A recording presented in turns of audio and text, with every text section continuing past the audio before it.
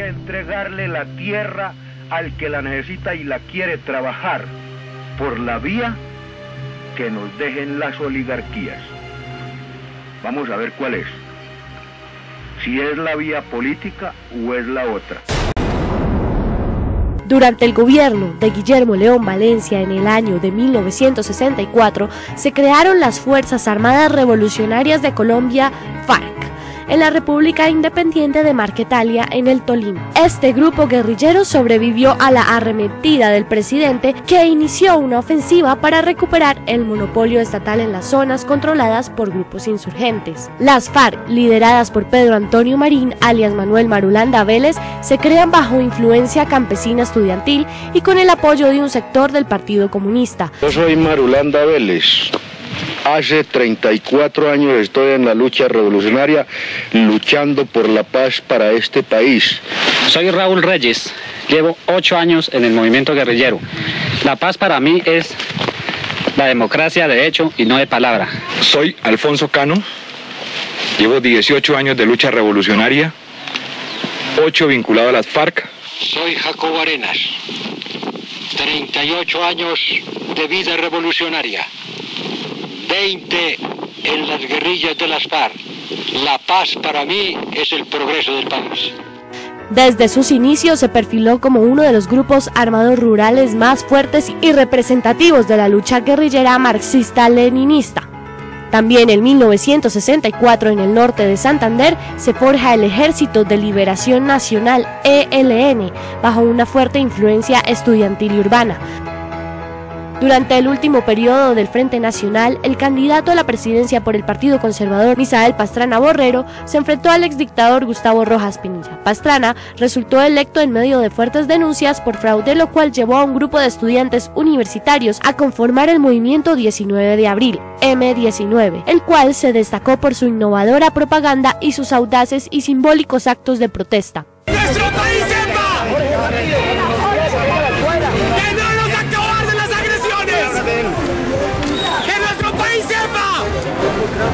¡Que con dignidad hemos llegado hasta aquí!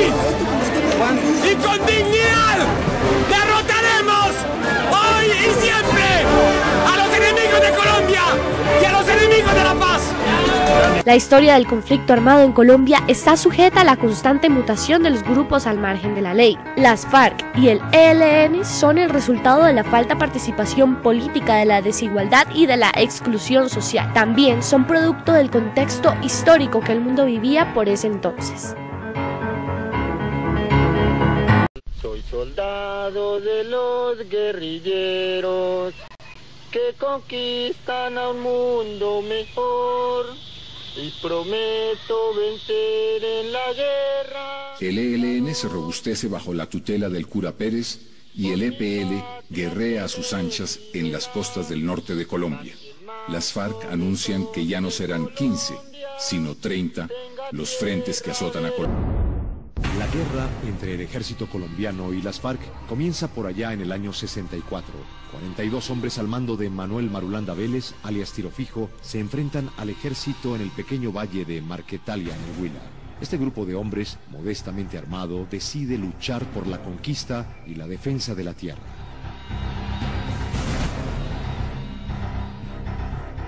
La mayoría de estos campesinos proviene de las antiguas guerrillas del sur del Tolima. En el comienzo de la resistencia solo hay 20 fusiles antiguos y unas cuantas escopetas, revólveres y pistolas. Poco a poco, el número de armas y de combatientes crece.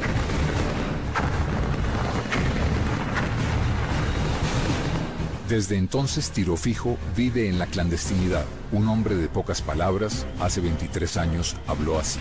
Hay muchas personas que se preguntan hoy en día de qué manera se financian los grupos guerrilleros como el suyo.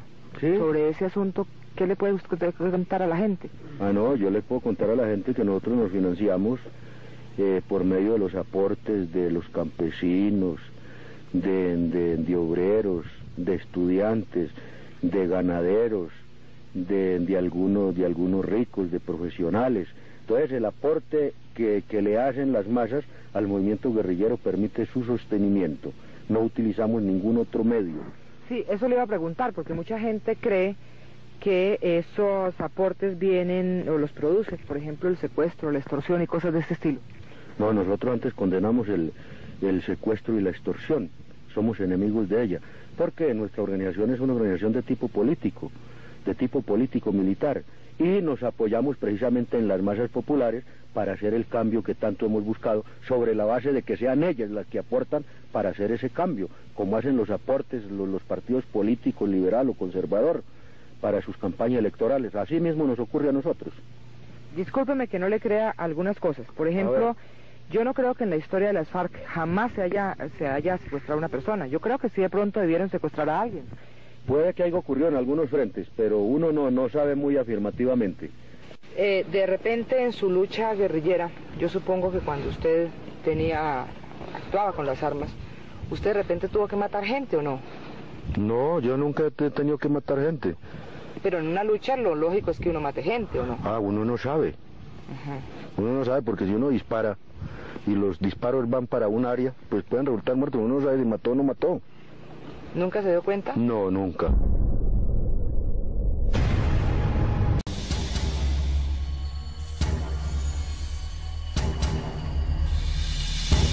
Pero hace 25 años, el grupo guerrillero que acapara la atención de los colombianos es el M-19, un grupo que sorprende al país por su crueldad y espectacularidad.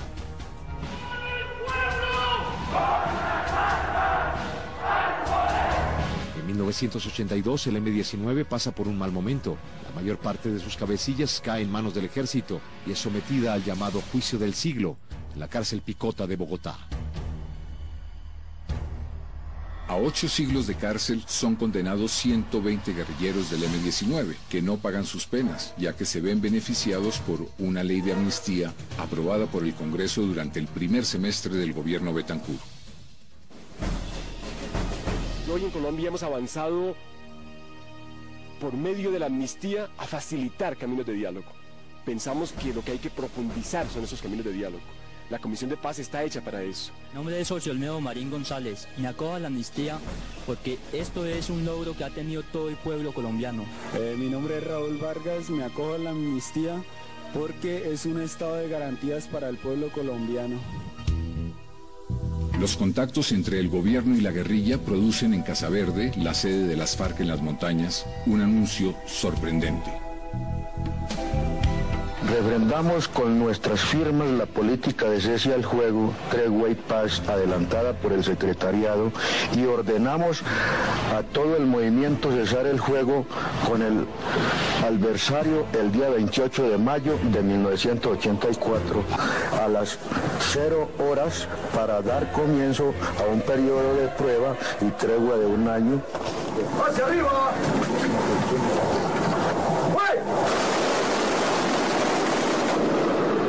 Los guerrilleros del M-19 buscan también un cese al fuego, pero son atacados por el ejército cuando se dirigen a San Francisco en el Cauca para reunirse con miembros del gobierno y la Comisión de Paz. ¿Dónde arranquera? ¡Que no oigan los chulos! ¡Que no oiga Bolívar! ¡Comandante Bandeman! ¡Comandante Iván Ospina! ¡Dame el uno!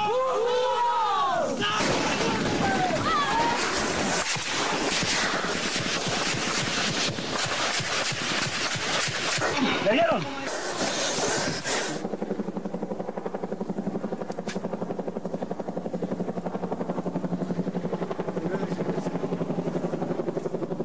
Cierto, suspende el tiroteo.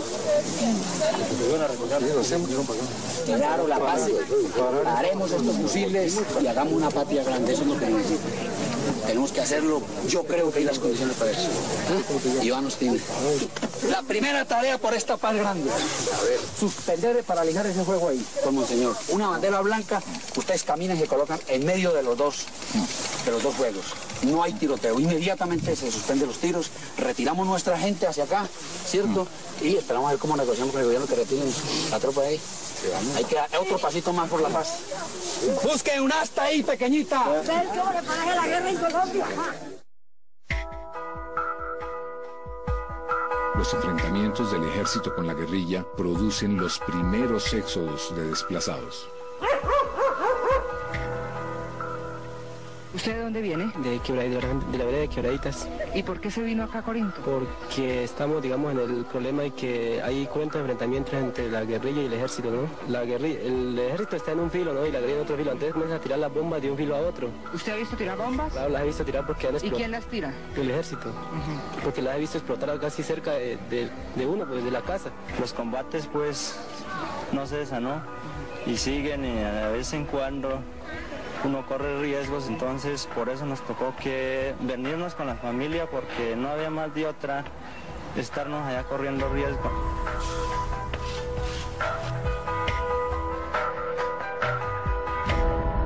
Un mes después, el gobierno y el M-19 anuncian el cese al fuego. A partir de esta hora 01 de la tarde, los hombres, los comandantes, los oficiales, toda la plantilla de combatientes del M-19 no harán operaciones ofensivas.